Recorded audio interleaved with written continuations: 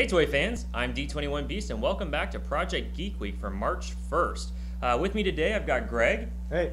And JT wasn't able to make it this week. In fact, you guys have probably noticed we haven't had a show for the last couple of weeks, mostly due to weather conditions. It's pretty crazy right now in the United States if you're not aware of what's going on. But we thought we'd go ahead and trek on without him.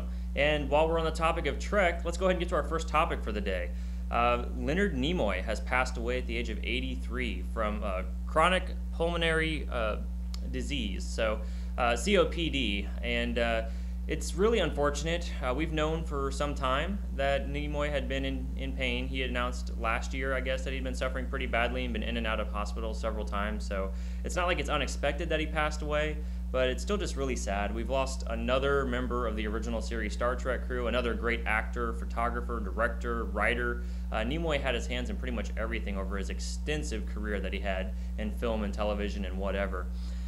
So I guess for me, what I know Leonard Nimoy best for is, of course, Star Trek. That's when I had my first introduction to him, watching him. I actually probably saw him first in one of the original series movies growing up as a kid before I actually saw him on the original series. But I think if I had to pick my first original series episode that I saw him in, I think it was the one, and I always call them the flying jellyfish or the flying eggs. I forget the name of the episode, maybe you can tell me. But it's the one where these creatures, I think, were controlling people's minds by sticking to their back. Yeah. Yeah, so what episode was that? I think that's Operation Annihilate. That's Okay. also the one where you see George Kirk. Oh, yeah. Yeah, okay. Yeah, that's Operation Annihilate. So yeah, the flying jelly creatures stick onto his back, and I think they end up having to kill them by irradiating them, or just basically bright light will stop them, and it turns out Spock has secondary eyelids, which keeps him. But yeah, I know what you're talking about. Yeah, so I mean, I definitely think that's my first Spock episode. Why don't you go ahead and tell us, what's your first Spock episode that you remember? I honestly couldn't tell you. I have no memory of what the first experience I have with Leonard Nimoy is, but he's just always been a fixture ever since I was a kid, you know? Like, we watched Star Trek, he was on that. I remember, you've got a few of them on here, but I remember watching In Search Of and seeing him on that. I remember our mom was a big fan of Mission Impossible, and he was on that. He was like the camouflage guy, the chameleon. Yeah, he would anyway, but he's just always been around, and it's really sad to see him go. A friend of mine actually saw him in New York, I don't know, 6 or 8 months ago, and he said he did not look well, but I did not know that he was that not well, so it's really too bad to have that happen when it did. Especially because we haven't gotten any work done on Star Trek 3 as far as I know. Oh my goodness. I mean, I wasn't the biggest fan of the fact that Spock reappeared in Into Darkness, but they've kind of built that as a legacy for the it's almost now. Expected now for the third movie. And now it can't happen, so that's too bad. It is really unfortunate, and if anything, it just goes to show how frustrating the Hollywood studio system can be. I mean, granted, a man has died. A man who meant a lot more to a lot of people probably than he did to just Star Trek fans. But the fact that he was so important to that franchise, that he was so important to us as Trek fans, it's really unfortunate that he's going to miss the 50th anniversary of Star Trek next year. I mean, it would have really, really been cool to have him there. And I think, honestly, of any of the original series cast members, Spock is probably the one that most people like, most people attach, hang on to. I think for being such an alien character, he was also one of the most relatable characters on the show because we got more of his backstory, I think, than we did anyone else on the show. Sounds we right. saw more of his... he may be the only character whose parents we saw. Yes, I think that's right, yeah. And, I mean, I guess you said we saw George Kirk, but we saw both the Spock's parents. We learned about the feud that he'd had with his father. We got to know his human mother. His brother in the movie. And his brother, yeah, Cyborg. So, we learned, I think, the most about that character than anyone else in Star Trek. And he really just was sort of an anchor point for the show.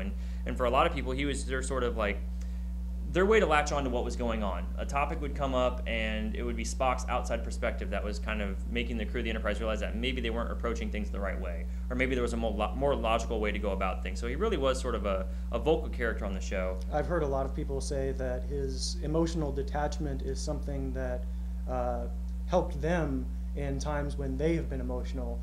Try to take things from a more rational, logical perspective. Like, it's funny, he's just a character on a TV show, but that he can have that profound an impact that people see it, they know he's not real, and they know that a life of logic isn't necessarily feasible for a human with the way that we live our lives, but that you could still have him be such an important role model to people. I mean, it's a lot of adolescents and even adults can relate to being unable to control their emotions, and the idea of Spock as this character who he's so calm and collected, but under the surface, there's more going on than you could possibly know. I think a lot of people can relate to that. Oh yeah, and it's just really sad that. And we kind of it is really really sad. And I think he did a great job of portraying the duality of somebody trying to repress their emotions while at the same time, he's trying to get to that next level of Colinar, and it's sad, I guess. And there are so many parallels even beyond that. I mean, you've got the fact that he was interracial on the show. Exactly. Yes. Yep. There's just so much going on with that character that allows probably on TOS.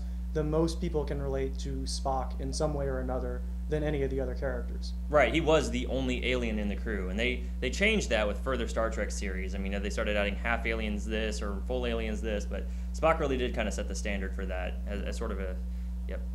And then apart from acting, I mean, Leonard Nimoy did a lot of acting, as we discussed, but he was also a director. And first of all, let me mention that we've changed our table decorations for this show to kind of honor Leonard Nimoy and the work that he did with Star Trek. But another reason that we have these movies here is that Leonard Nimoy, he directed a little bit. He did an episode of T.J. Hooker, and he did a few other shows out there. But, cinematically, Star Trek 3 and Star Trek 4 were kind of big projects for him. And Star Trek 4, for me, is my favorite movie of the original series cast. That's the one where they go back in time to save the whales, and we see San Francisco in like 1985 or 86, whenever it was supposed to take place. And that's my favorite original series movie, and I think it's my favorite because the cast almost seems like they're not really acting, like it's just them having fun shooting a movie. I think Star Trek 4 was also the highest grossing of the TOS Yes, movies. That's correct. So, in fact, it's that movie's success that ultimately got us Star Trek 5, which then almost killed the franchise and made it really hard for more movies to come. So, but I just think from his take on the Star Trek franchise, I think was just really great as far as what he allowed to be in the story, the way he allowed his actors to mingle with each other in the movies, and even a lot of the shots that he put in his movies. A lot of panning shots or some of the establishing shots, I think, in Star Trek 3 and Star Trek 4 are very interesting. We lost a great director, and of course photography. In college I took a digital photography class, and Leonard Nimoy's photography was some of the stuff we looked at, and he meant a lot to a lot of people, and he did a lot of different things. A lot of people are probably going to remember him as just Spock, and that's fine if that's all you know him as, if that's how you relate to him, if that's how you want to remember him. I'm sure he would say that that's perfectly fine, but he really had his hand in a lot of different things. He was a very, very creative individual. Absolutely. And I want to say the one thing that I think is very powerful, I guess, the last message that Leonard Nimoy has left the public. He was active on Twitter, and the very last message he sent out, which was 4 or 5 days ago, so I have a feeling he knew his day was coming. He actually tweeted out this message: "A life is like a garden. Perfect moments can be had, but not preserved, except in memory. Live long and prosper." And I think that's a very deep quote for him to put out there. I mean, it certainly lets you know that don't let the bad times get you down. Remember the good times because they won't last forever. And ending with live long and prosper, he's just saying, no matter what happens, prosper on. I think it's an amazing quote. It's probably not his last words. I'm sure he had friends and family surrounding him as he was departing. The last words to the public, and I think that was just an amazing last sort of public statement to make. So, moving onward, and we're definitely going to shift focus and emotion here. This week, we had a fan film. Not a fan film, I guess. I mean, I've heard it described as a fan film. I've also heard it described as a deboot. A lot of different terms have gone around for it. But there was a movie, Power/Rangers, or just Power Rangers, that came out on the web this week. I think it surprised a lot of people. Most notably, Haim Saban was probably not expecting this movie to hit the internet. But it was a movie that was very mature and very gritty and based off Mighty Morphin Power Rangers. So it was a Power Rangers fan film based off the original Rangers that we definitely grew up with. And the characters, I believe, all of the Mighty Morphins actually show up in the film. Not the actors, but... Right, yeah. I mean, they're all either name-dropped or their images on computer screens or whatever. I mean, it was just an interesting film, and it was sort of a follow-up to the events of Mighty Morphin Power Rangers. It was a little bit post-traumatic stress, but it was Rocky interrogating Kimberly. Rocky was played by James Vanderbeek, who I never watched Dawson's Creek and a lot of those teen sort of high school drama stuff when he was at the height of his career. I wasn't into. I saw him in, I think, Rules of Attraction, which is based on a Bret Easton Ellis book, I think. Okay. Which it was interesting. I haven't seen him in anything else. I liked him in the short, though. I really did, yeah. I mean, knowing him, he was sort of like a Dreamboat type character or something like the girls clamored for back when we were in high school. Not watching his programming, I thought in this short he was he actually, I think, outacted Katie Sackhoff, who played Kimberly. Mm-hmm. And let me tell you, it was kind of weird to have this blonde sort of tough girl in the role of Kimberly, because if you watch the old Mighty Morphin Power Rangers, she's very much the sort of, ew, this is gross type character who was not the first one to like talk tough or anything. So, but it was an interesting take on a fan film. The concept was that all of these Rangers, well, first of all, the Machine Empire, the main villain from Zeo, they weren't really defeated. They had taken over the world at one point and enslaved humanity. And Rocky had kind of turned into a lieutenant for King Mondo and the Machine Empire, trying to help capture all the Rangers. And from that standpoint, I thought it was really interesting that these guys were kind of struggling with the fact that they were saving the world and fighting aliens, and their lives were just completely, turned upside down. And now that it was kind of the fallout, like what Billy had been up to since he was a Ranger, what Zach had been up to since he'd been a Ranger. And they were systematically trying to kill all these guys. It was a very interesting take, I guess that's what I'm going to say. A lot of people online don't seem to like it. It sounds like you maybe were positive on it. I think I was really positive on it. I liked it more than I expected. That's true, I did too, when I opened up the video and saw Power Rangers, I was like, oh Lord. But, yeah, right? Then you watch it, and it was, it kept me entertained start to finish. I liked that it was, like you said, dirtier or grittier, but dirtier is another word that came to mind. Yeah. Because every now and then on the original, like on Mighty Morphin Power Rangers, they would get hit across the chest, and there'd be like, I don't know, sparks and yeah. then maybe they'd have like a burn dark patch there or something. Yeah. But especially I think there was a scene where Zach is fighting yes. a bunch of people. He gets really messy. He does, yeah. And also, the people in the suits that we saw, it didn't seem like they were all, I don't know, the same like teenage build. Like when Zach was in the suit, he looked like a buff guy. Oh yes, he did. Yep. And it was more realistic. I liked the take on it. Yeah. I guess we'll get to this, but the one thing I would say is I did not like the appearance of Rita. But, yes. So I mean that's a bit of a spoiler for the end of the video, but the film really is kind of interesting in its dark take and the way it kind of grounds everything. I mean, so far as to have a character like Zach be a failed music artist who turned to drugs, and he's kind of doing hitman work if anything anymore. And then the film ends with Tommy about to show down with Rita, and it's this really goofy looking. It was the one thing. It just took me out of the because everything else looked so convincing. Yeah. And then Rita, she didn't even look like Rita to me. I mean, I think if they had done something, because like the way the film ends, if you guys haven't seen it, first of all, definitely go check out that video. Although I think it's getting harder and harder to find it now because there's a cease and desist on it, and it's being pulled from every site it's on. Adi Shankar, the producer of the movie, who we should also note produced Dirty Laundry, which was the Punisher fan film starring Tom Jane, which I thought was phenomenal. He also directed that movie with Venom. I'm forgetting what the name of it was here.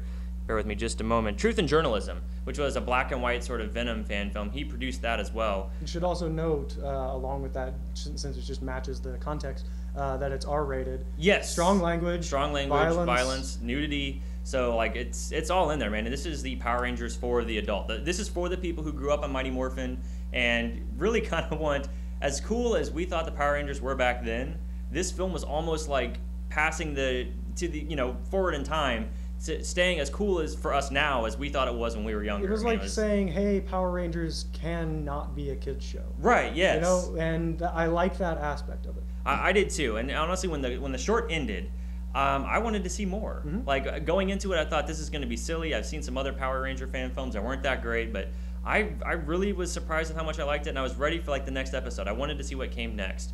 And unfortunately, I don't think we're going to get more from this. Certainly not soon. The creator of Power Rangers, who's been involved with the franchise since way back in the beginning, at least on the American side, the United States side of the franchise, a man named Haim Saban is completely outraged that this thing even got out there. And interestingly, Jason David Frank, the original Green Ranger Tommy, has gone out on social media to say that he was approached about this project about a year ago. He read the script and said, this is definitely not what Power Rangers is. He thinks Power Rangers should just be for children. He likes that he's able to share the show in its current format and his old shows with his daughter.